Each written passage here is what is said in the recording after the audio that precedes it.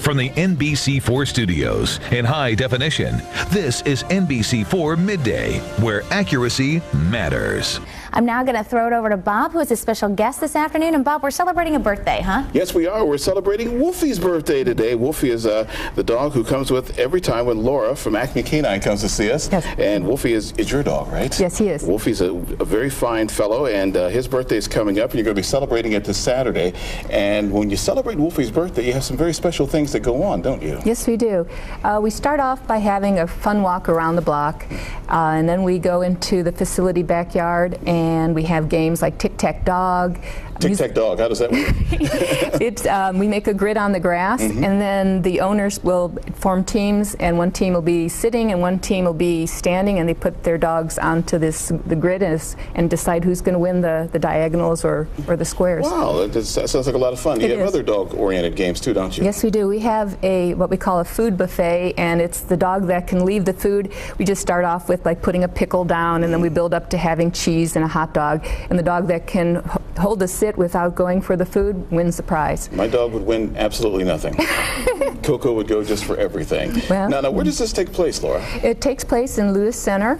At my facility, it's 1385 Franklin Street. Okay. And can anyone bring their dog, or how does it work? Anybody can bring their dog. There is a registration fee for the walk, but the actual party is free, and we'll have a birthday cake for the dogs and birthday cake for people, too. Oh, that's terrific. Now, when you take the money in, where does the money go? The money's going to go to the Rascal Unit, which is a low-cost dog care place. It's a veterinary mobile unit that goes to places, and they do spay and neutering for They do spay and neutering. They do low-cost vaccinations, and they will be doing microchipping at the event. That's pretty cool. Now, we talked about microchips before. Now, the great thing about these, this is a way that you can identify your dog. If you ever lose them and someone else finds them, the microchip can help identify you and your dog. Exactly. Most like dog pounds or dog shelters have it in vet offices, and it's kind of like when you go through the checkout, that UPC code is embedded in the dog's neck. And these things are about the size of a kernel of rice. Yes. They go between the shoulder blades, and then the vet or whoever can run these little devices over, and they can find out whose dog it actually is. And the thing that you need to remember is if you do move, you need to notify the company that you have the microchip with, otherwise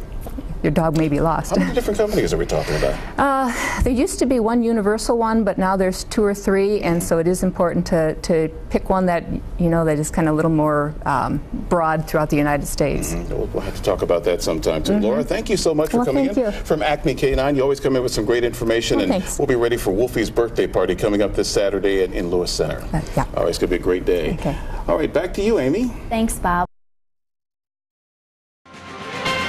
From Ohio's Channel 4 News, serving Ohio for more than a decade, this is Primetime Ohio from ONN.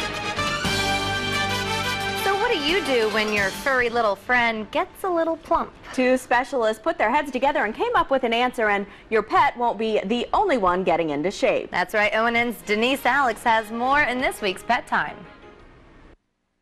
We're noticing that dogs are getting a little heavier, and people are becoming concerned about it, and many of our clients are asking what can they do.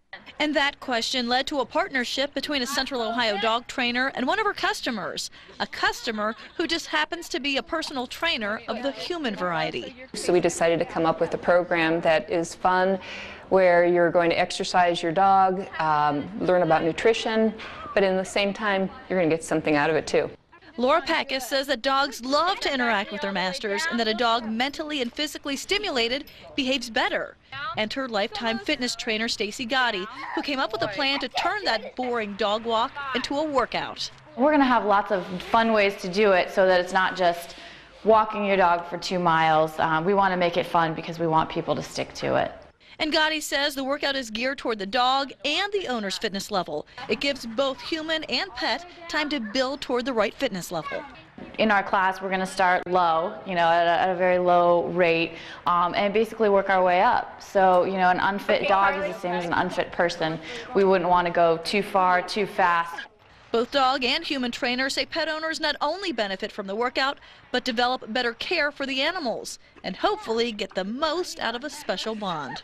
The right nutrition with the right exercise and the right love is going to help this dog live for as long as it is capable of doing that. So with all of the wonderful benefits and the happiness that Kiki's given us, we want her to be around for a long time. With this week's O&N Pet Time, I'm Denise Alex.